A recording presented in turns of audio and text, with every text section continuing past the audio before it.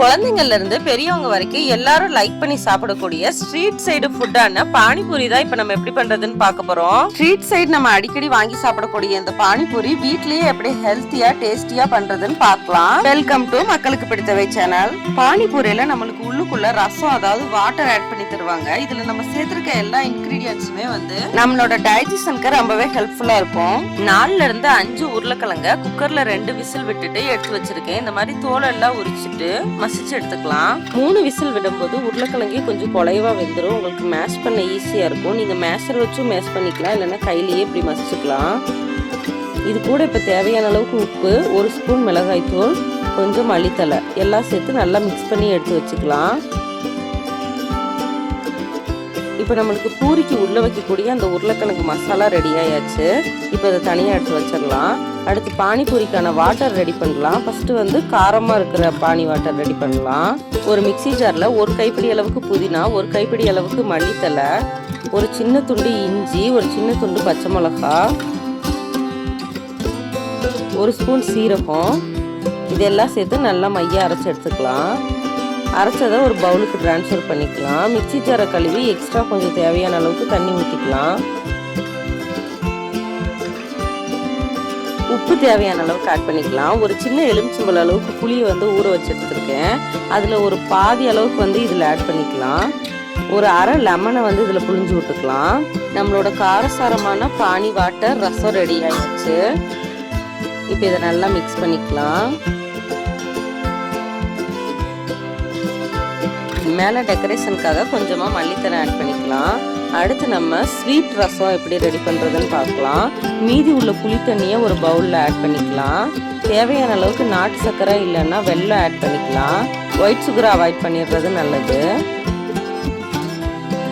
ஒரு பிஞ்சு salt add பண்ணிக்கோங்க, சுகரோட டேஸ்ட்டு தூக்கி கொடுக்கும். பொடிசாக கட் பண்ணி வச்ச மல்லித்தலையெல்லாம் இதில் ஆட் பண்ணிக்கலாம். நல்லா மிக்ஸ் பண்ணி எடுத்தோன்னா ஸ்வீட்டான பானி ரசம் ரெடி ஆயாச்சு. இப்போ இதில் சின்ன சைஸ் லெமனை ஒரு அரை லெமன் புழிஞ்சு விட்டுக்கலாம். நம்மளோட பானிபூரிக்குரிய ஸ்டஃப்பு 2 வகை ரசம் ரெடி பண்ணியாச்சு.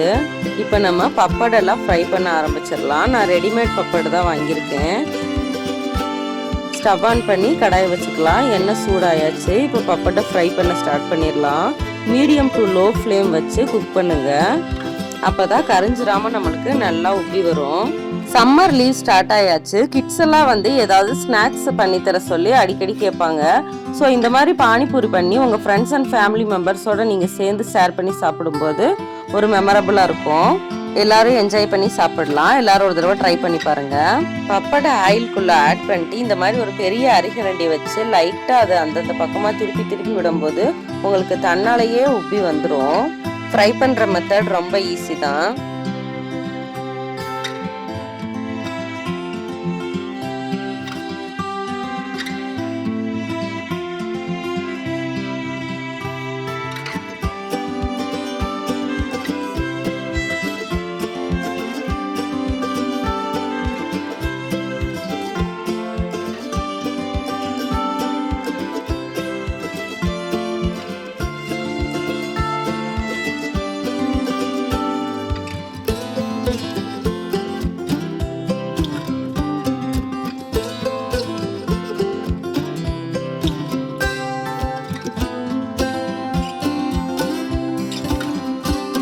நம்மளோட எல்லா பூரிகளையுமே பொரிச்சு எடுத்து வச்சாச்சு, ரெடி ஆயாச்சு. இப்போ நம்ம எப்படி சர்வ் பண்ணுறதுன்னு பார்க்கலாம்.